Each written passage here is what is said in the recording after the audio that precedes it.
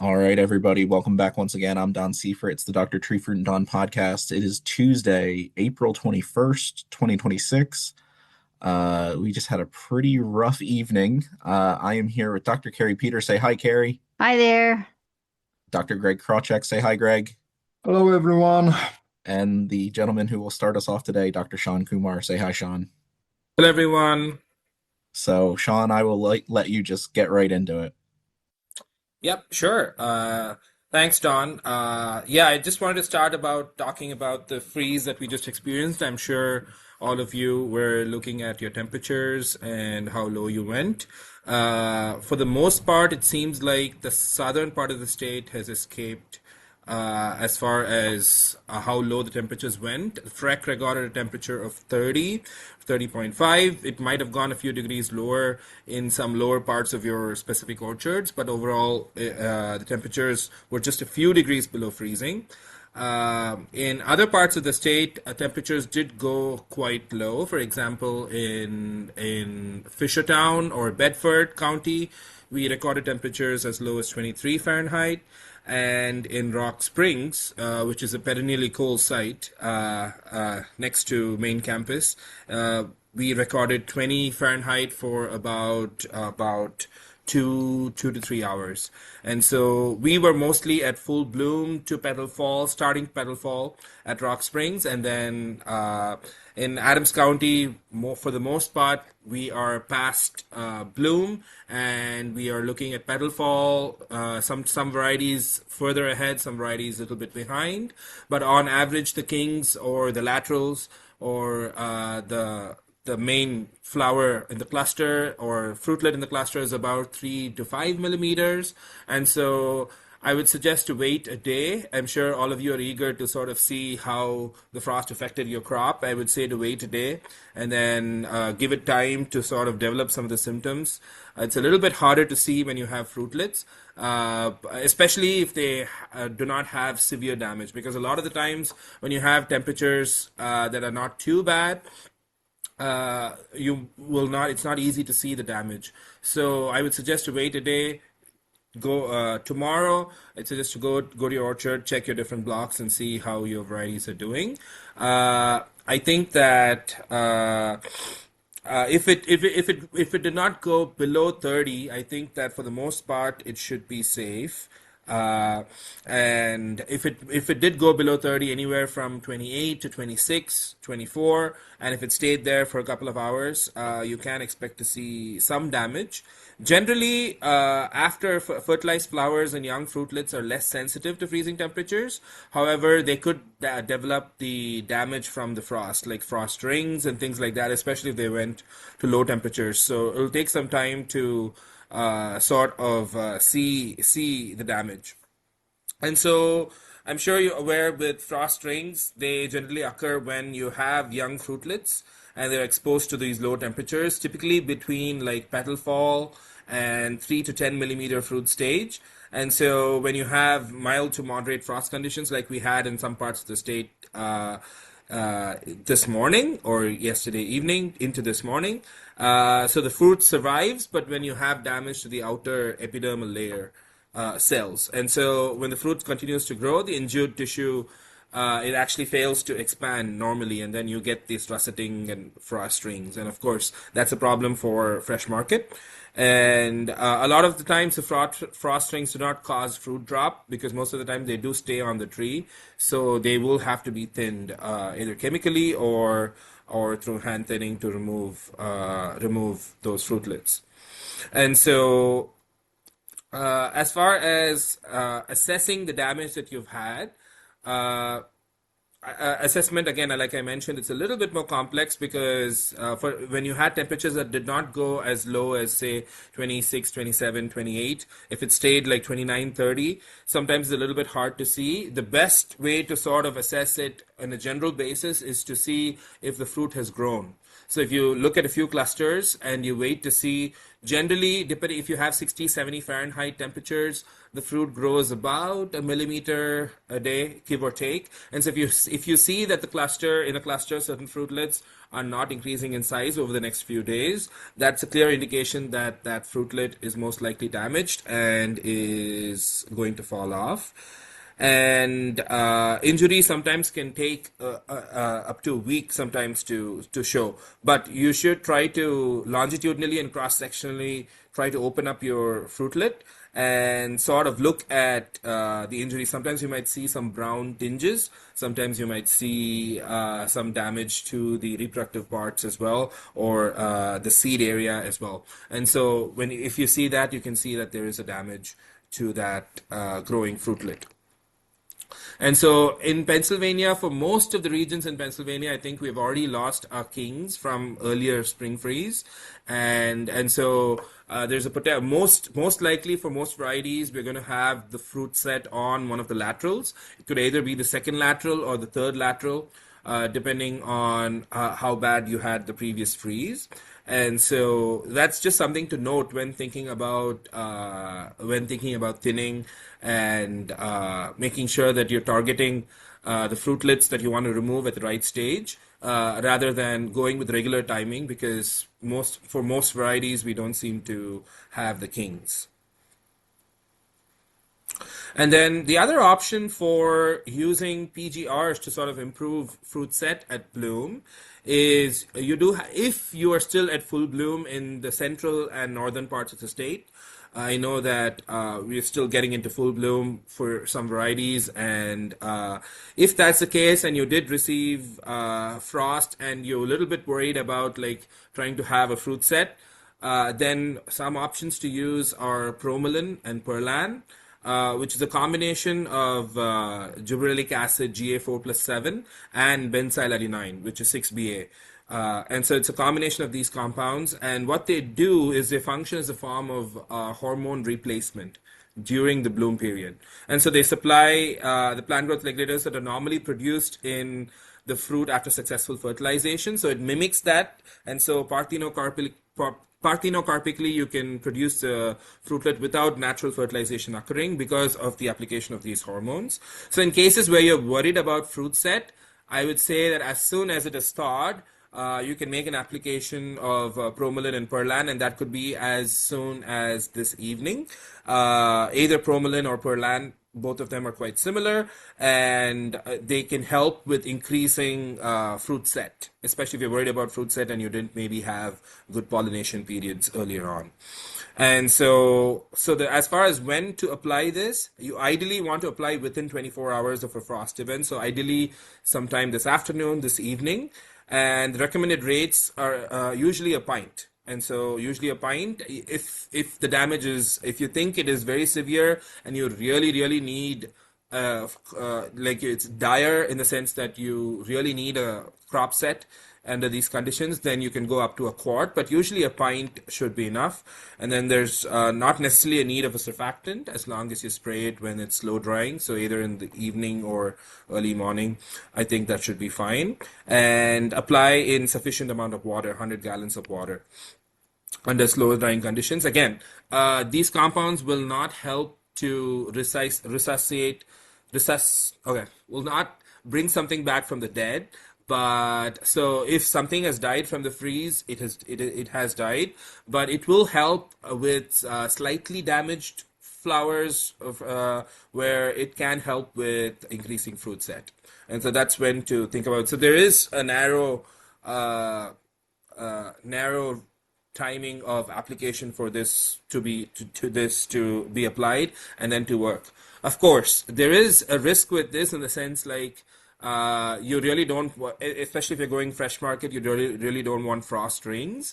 Fruitlets affected by frost rings to stay on your tree, and sometimes you can have that damage, and then when you apply Promelin or Perlan, you can have those fruitlets actually stay on the tree because of the effect of these. So there is some risks to applying these as well, especially when we have had a severe frost and we expect uh, expect the development of frost rings, especially if you've gone below 25 Fahrenheit. So something to think about as well when you decide on your applications. And so for the rest of the week, we are slowly moderating up backwards to the 50s and 60s, and then with overnight lows in the upper 30s to mid 40s. And so for folks who seem to have a very heavy bloom, and you think that there's not been much damage from the freeze or heavy set, and there doesn't seem to be much damage from the freeze, I know you'll be tempted to maybe try a petal fall application for thinners, which is not far away. So if you think that you have a really good set and your freeze doesn't really set you back, then a petal fall application is justified. Sometime later this week, sometime Thursday, Friday, or even the weekend, depending on the temperatures. I think that that is justified with rates of 6BA or NAA, depending on the variety, with carbaryl. And you can maybe lower the rates a little bit to account for the damage that's already been caused by the freeze. But I do know that there are some blocks out there that do need the thinning despite the freeze events that we've gotten. And I know other regions, especially central and northern regions, a significant amount of thinning would have been taken care of by the two freeze events. The other thing to think about when you have a frost event is also a petal fall application of calcium chloride. Usually, I know that calcium chloride is starting to be applied around 30 millimeters when the fruitlets are 30 millimeters. We're still a few weeks away from starting our calcium chloride applications. However, when you have a frost event, in order to really strengthen the cells, especially in the cell wall, the epidermis of developing fruitlets, it might be a good idea to apply calcium chloride.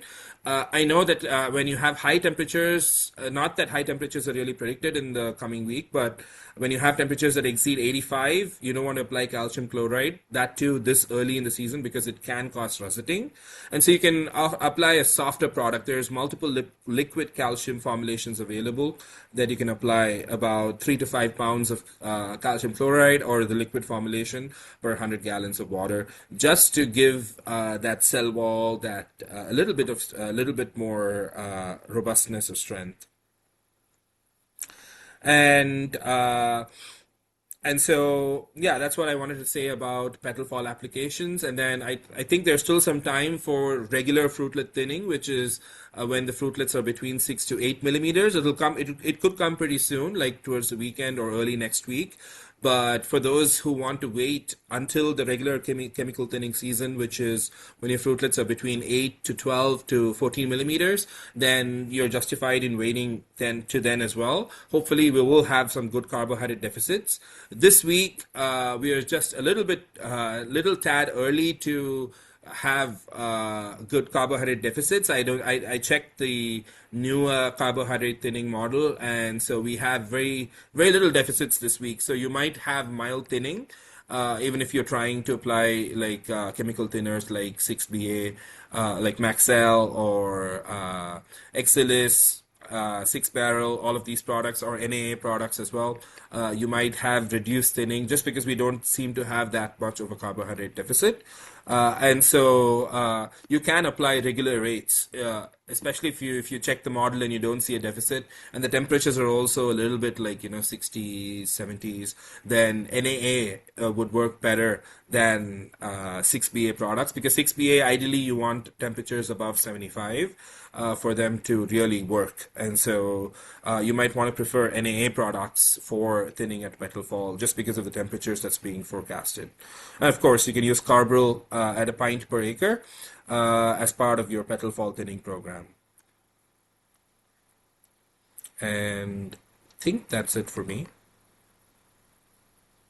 Awesome. Thanks, Sean. That should help people out. I know the last 12, 14, 16-ish hours have been not great at the time of recording. So I think anything we can do is super appreciated. So, Dr. Peter, I will have you go next. Okay. Boy, oh boy, where to start? So let's start about what's on our mind this week. Let's start with this week. Then we'll do a brief post-mortem of what happened last week. Okay, so As far as where we are at, phenologically, we're, bloom to petal fall, depending on where you're located. So if the forecast comes to fruition, right now it looks like it will, based on it's like an over 80%. It looks like we are going to have rain from Friday, April 24th through Saturday, April 25th. So this will be another scab infection event. We are on the downside of the maximum number of available spores, ascospores, that are available from those overwintering leaves. So this is still a significant event for apple scab. So we are not pulling our foot off of the gas just yet. So FRAC Group 3, FRAC Group 7 products, this is what you want to be applying right now. Similar to last week. So we did have some scab infection events last week that kind of came out of nowhere in some respects.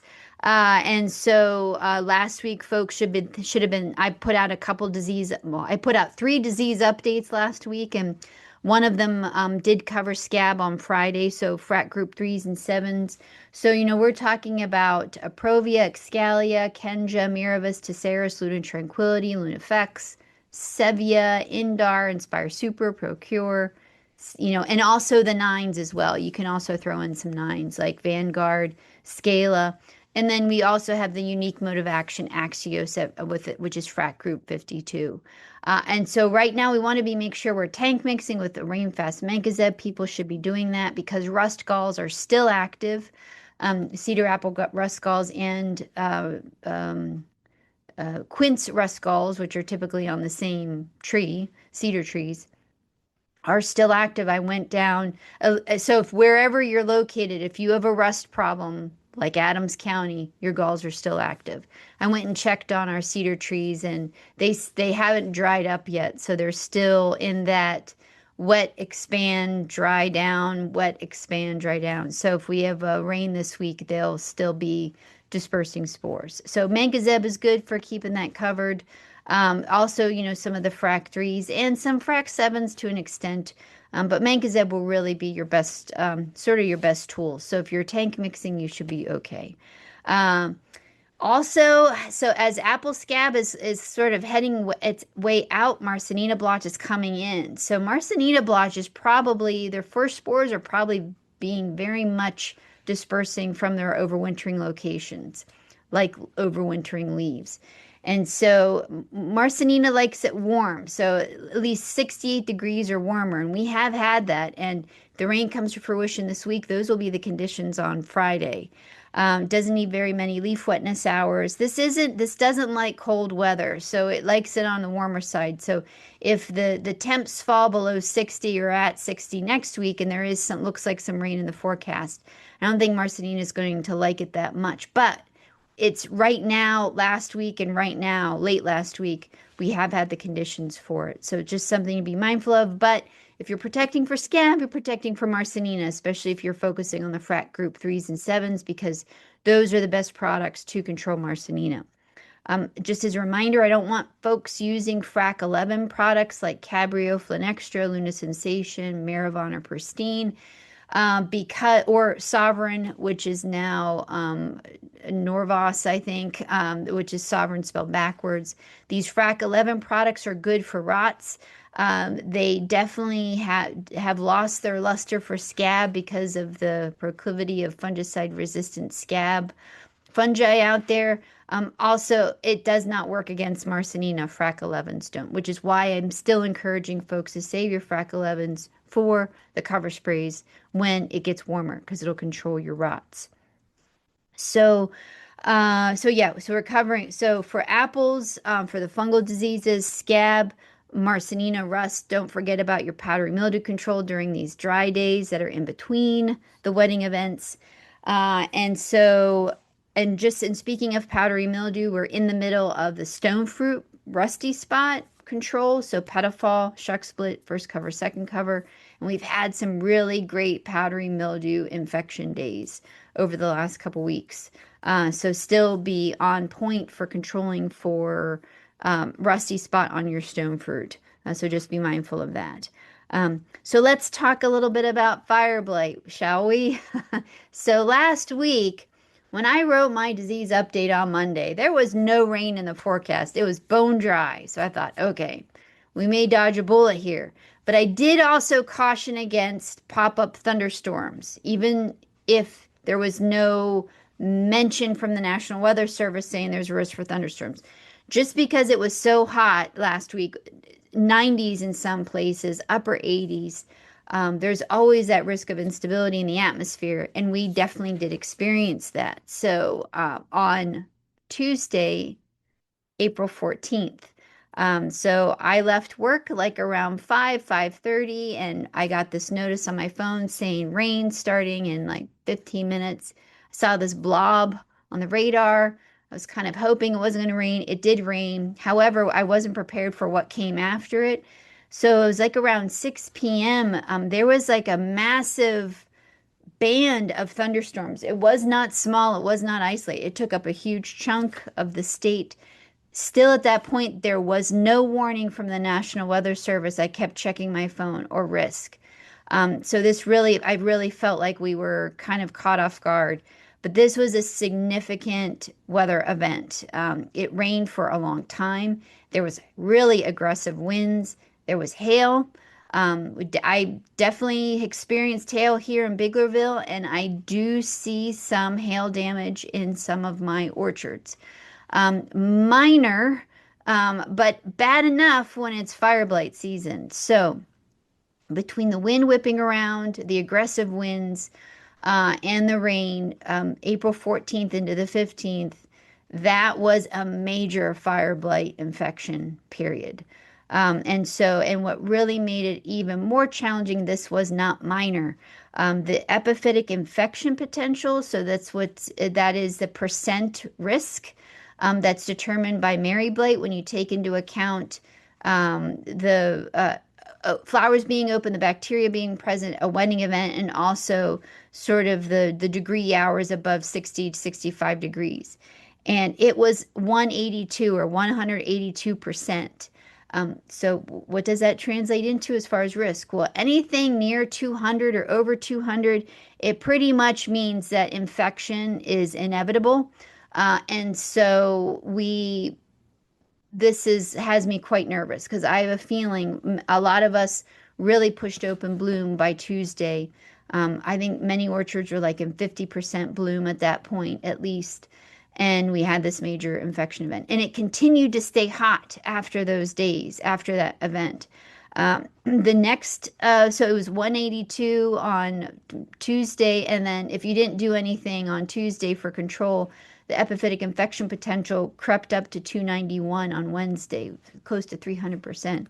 So somebody got fire blight, definitely, during that 24-hour period. I do know a lot of folks were out spraying strep, which is great. Hopefully that helped, but I have a feeling that it wasn't 100% just because of how severe it was. But we weren't out of the woods yet at that point. The warm weather stuck around. It got up to close to 90 on Thursday. It was 80, I think, on Friday.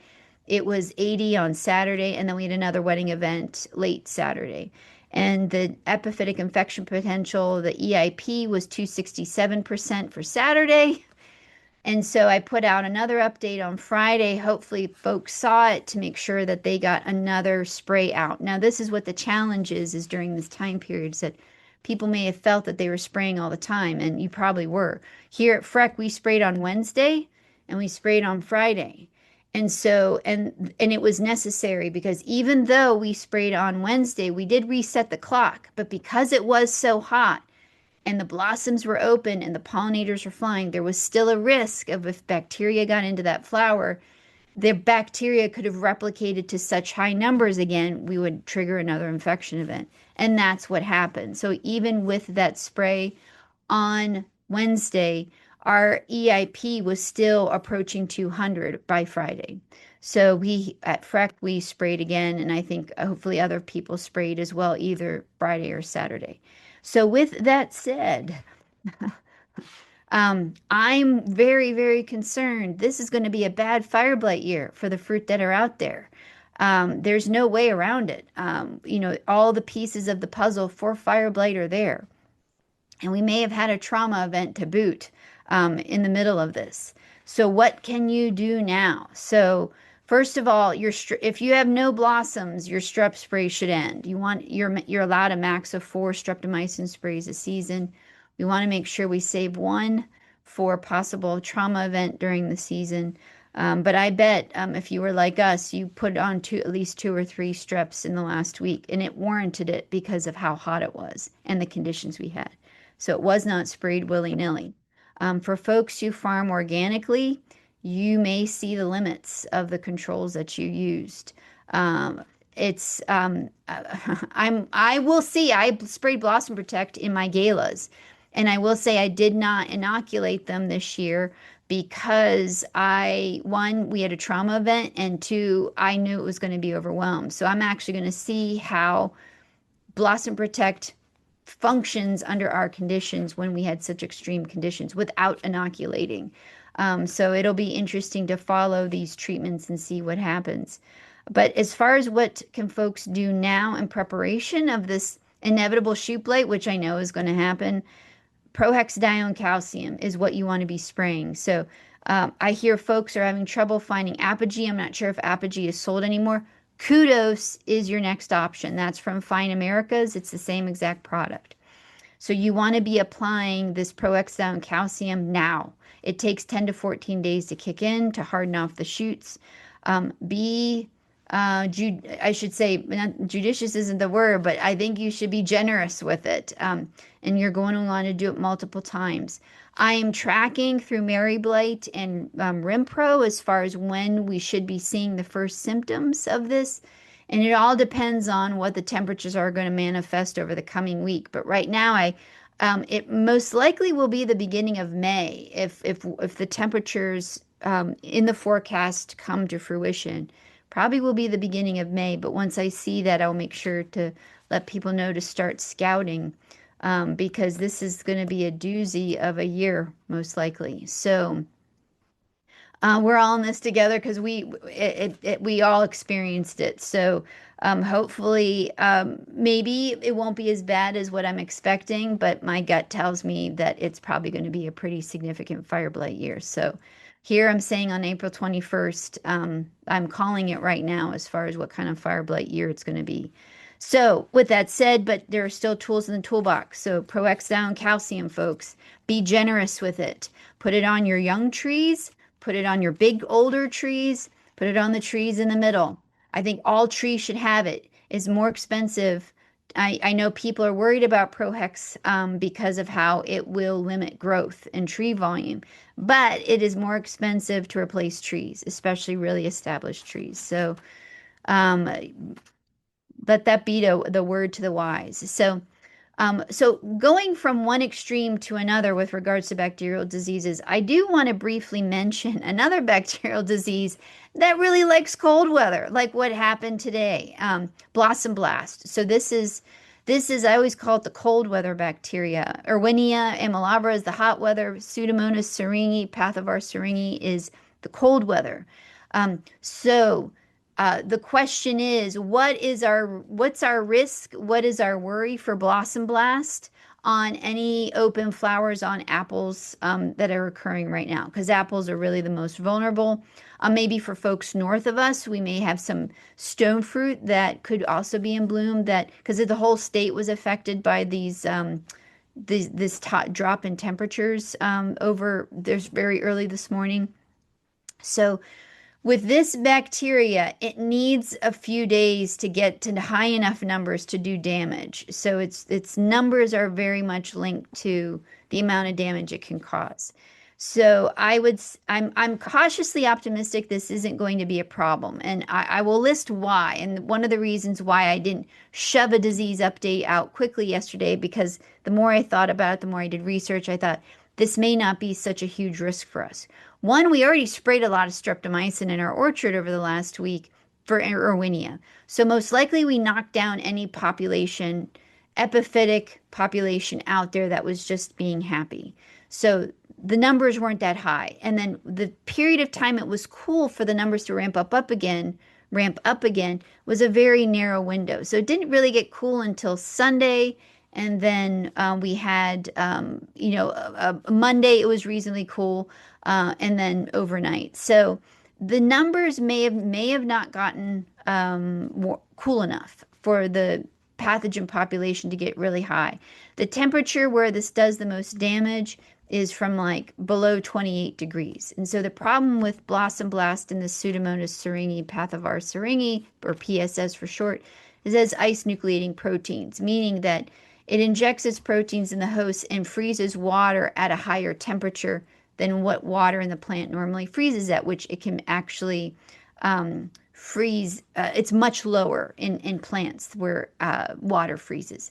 So it can freeze at like 28 degrees as opposed to, 29 degrees as opposed to much lower than that. So areas, and you need a significant period of time, many, many hours. There was a real big problem in Michigan about 25 years ago where they had like 11 hours of temperatures of 26 to 28 degrees, and it really had a huge blossom blast outbreak on their cherries.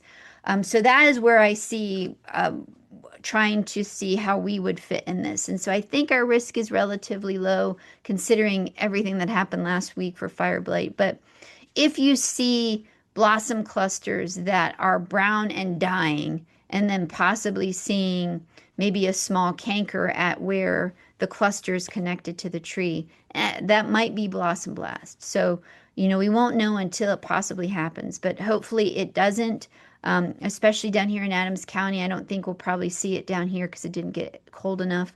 It's below 28 degrees. This is when we have to worry. So for the areas that experience that, you may want to be on a lookout. So, but it's kind of up in the air as far as where we're at. I don't work on this disease as much just because it is a once every 5-year event for us. I think the last time this really happened was in 2020, and it was like in May of 2020. So this doesn't happen all that time. So with that, that is my spiel for this coming week. So just to recap, folks, apple scab still an issue, Marsanina blotch rust, infection event possibly at the end of the week, 24th, 25th.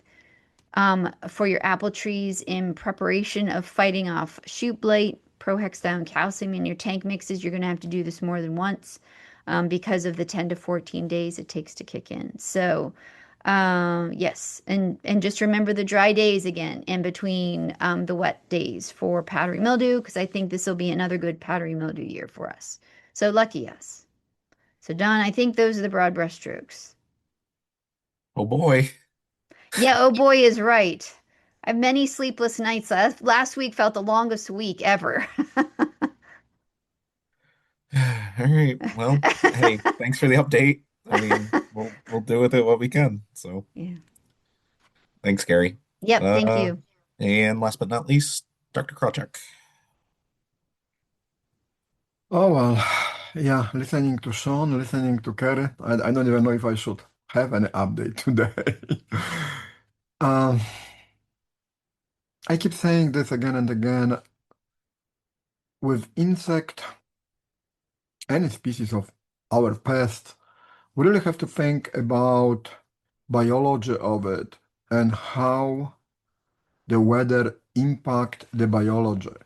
Fortunately, the development is based on the temperature mostly. So if we combine biology of the insect, its behavior, and the temperature outside, I think the predictive models that we are using are actually should be accurate. Saying should be does not is very assuring. However, well, let's start to go to the insects.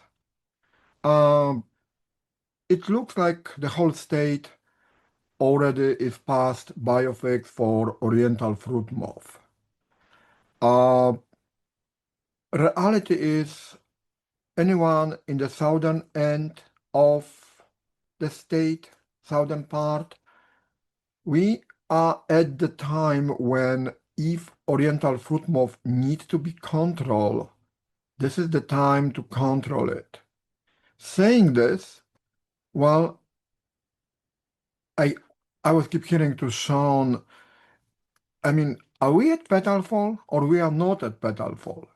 Will we still be in bloom next week? Maybe. So it's a difficult call because I really don't want anyone to go with insecticides and spray when the flowers are still on. And this is not really about honeybees only. You know, we used to say that, well, wait until your beekeeper will take the honey hives around from your orchard. Well, right now we really more worry about the native pollinators, the guys that are around our orchards all the time, and they still might need to actually be back in the orchard. They still, and I mentioned it last time, will look for the nectar, will look for the flowers. If they can't find it on the trees, they will find whatever numbers is there, but they will find it also on the ground. So be careful when you add insecticide to any of those fungicide sprays or PGR sprays that Sean was talking about. Remember, we want to protect our pollinators. This is extremely important. So, OFM, it needs to be controlled now, but we can't do it because the bloom is still on. Codling moth. Last year, codling moth started flying. Our biofix for codling moth last year was on April 28. At the time, we were about 315 degree days since January 1st, based 50. This year, today, we are at over 350 degree days, at least in the southern end of the state, and codling moth is still not flying. Well, we actually got one moth over the weekend, but it doesn't mean too much. It got cold. And with the insects, it's not only how many degree days is accumulated, but what is the temperature at the time when they are actually trying to mate.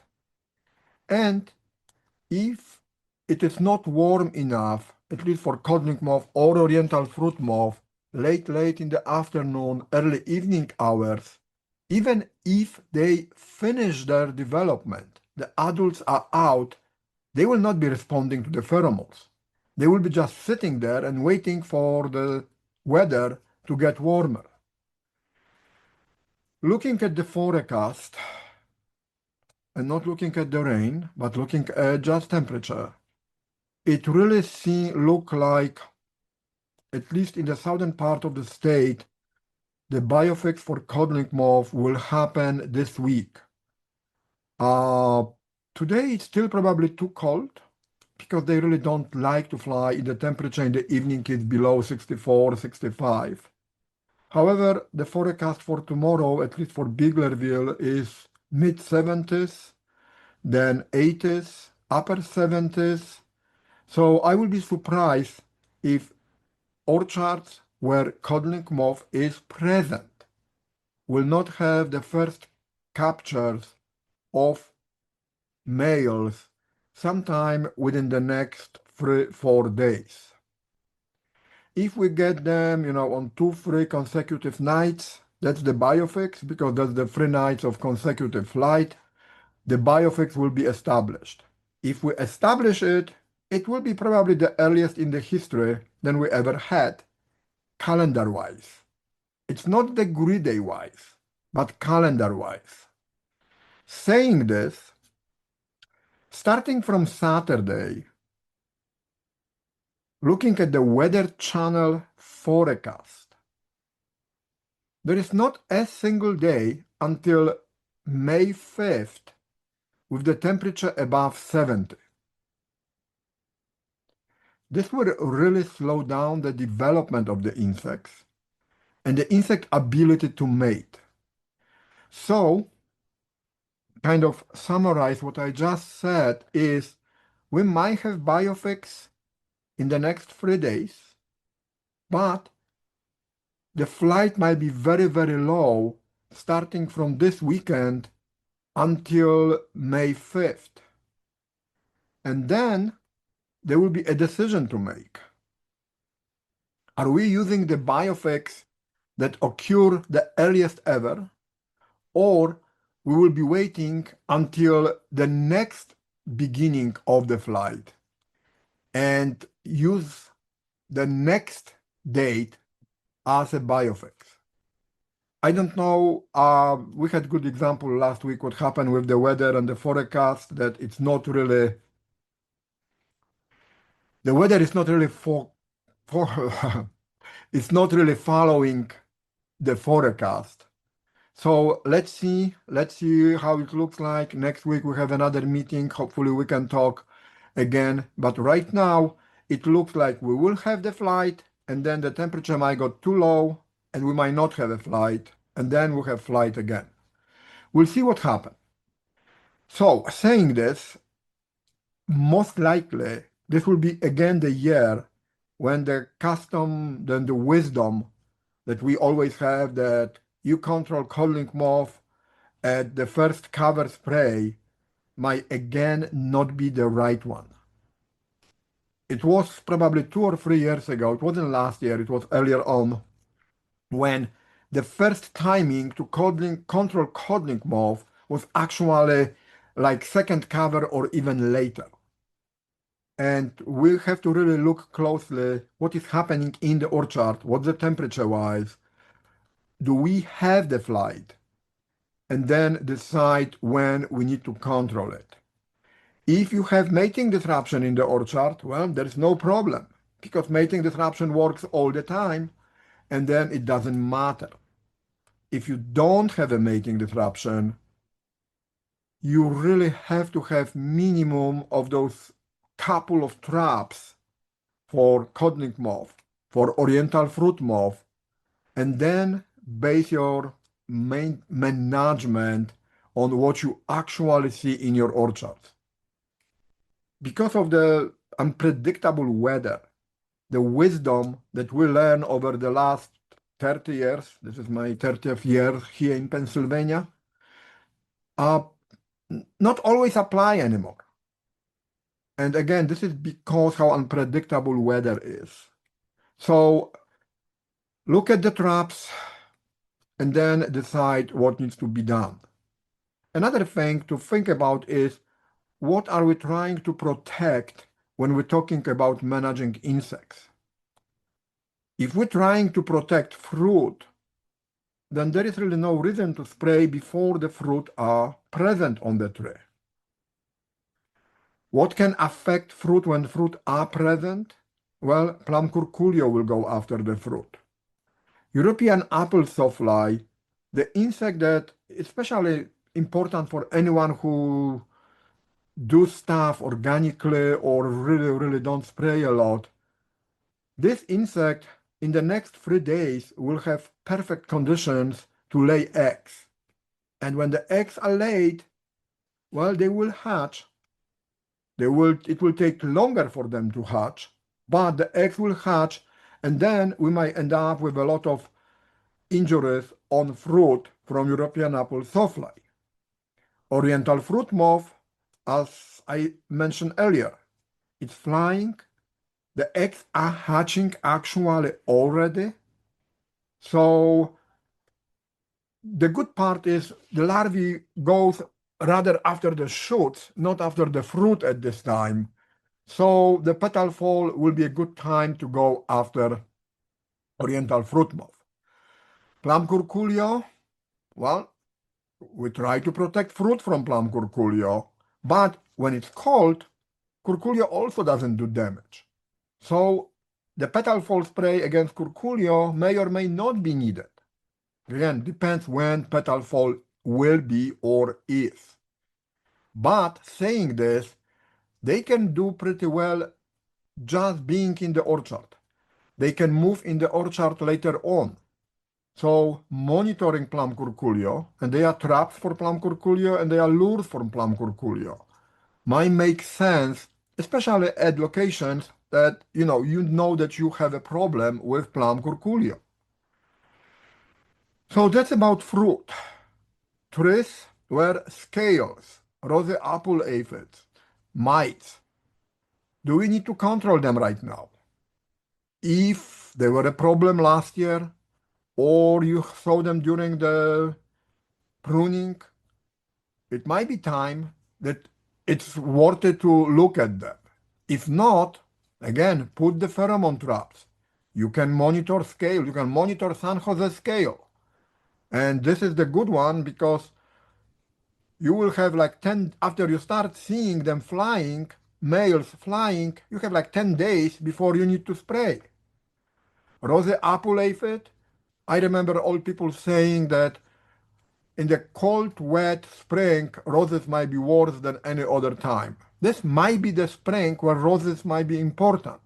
But I think this is a decision to control them that can be made when we start seeing them. And then add something what is necessary. Mites, again, there is a lot of biological control happening. Agrimec, you can use Agrimec during the petal fall. It won't provide a season-long control, but it will at least knock down some of them that are present in the orchard. So lots of different options. But again, the most important part is try to control what is in your orchard, not what can be in your orchard. And this is something that, the whole time when we talk about insect control, at least from my program, we keep saying, be vigilant, monitor, and then respond to the problem that you have, not that someone is telling you that, oh, you might have a problem. The statement you might have a problem if you never had a history or you didn't have a history last year, there's no reason to spend money and time trying to control it. And this is something that I'm really trying to stress. We will be at the meeting twilight meetings, starting next week. And I don't know if Kari gonna provide the exact itinerary for us, after I'm done, but we will be talking about this and we will be looking for different things. So that's really update for today. I mentioned this last time and I will say it again, and we're gonna cover it again during all of the twilight meetings. This new product, Zivalgo. It is a good product. It's a very effective product, but in order to be able to legally use it, you really have to do at least 2 extra steps. And you have to have a certain paper in your hand together with the label to use it legally in any orchard around here. But we're gonna talk about it later on. This might be a petal fall spray, but with the weather we have, this might be not the best time to use it. Maybe using it later might be a better option. If you need to spray petal fall before our next meeting, your options are Avant plus some neonicotinoids, Agrimec if needed, or Assail at higher rate plus Agrimec if needed.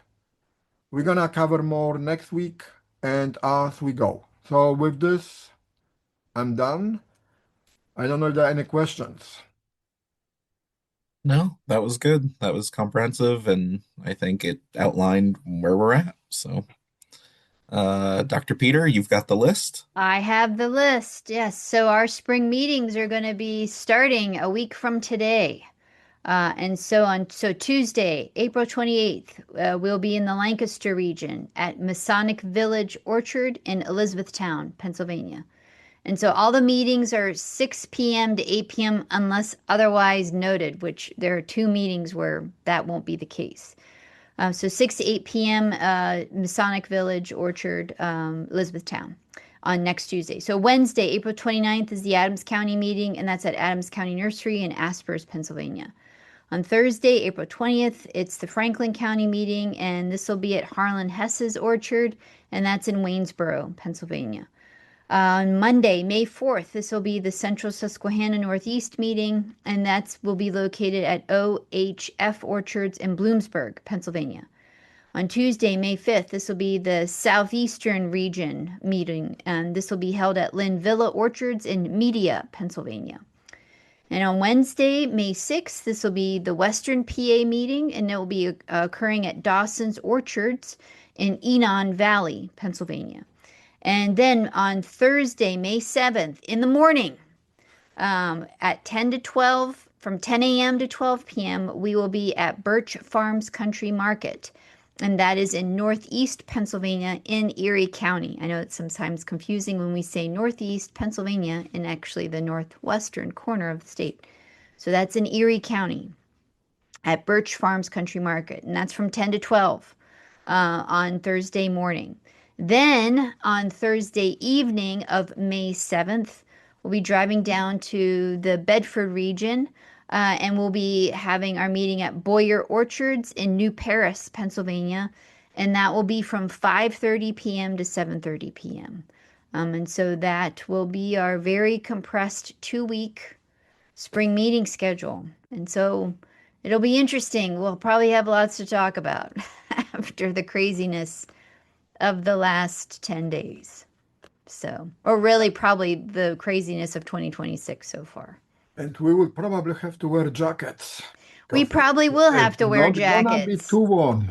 We'll have to wear layers. Some warm socks, gloves. I might bring out the gloves and a hat. Well, come on, let's hope not. Well, but fingers crossed. Better to over prepare than under prepare. Yeah, we've had a couple spring meetings where they were pretty cold, but Yes. so all right. I think that's everything we got. Yep. I guess the only other thing is for those of you listening in Pennsylvania and in surrounding states, I put out a call for folks to join for the Mid-Atlantic Fruit and Vegetable Convention fruit planning meeting at the end of May. I will that is available for you to join and chime in if you do come to that meeting. We're already planning for the 2027 meeting, which feels very, very far away, but it's not actually. So if you join us for that, please feel free. Let me know so I can make sure that you're fed. And that's all I got. So say goodbye, everybody. See you later. Good luck. Bye. See you guys. Some of you next week. Goodbye, everyone.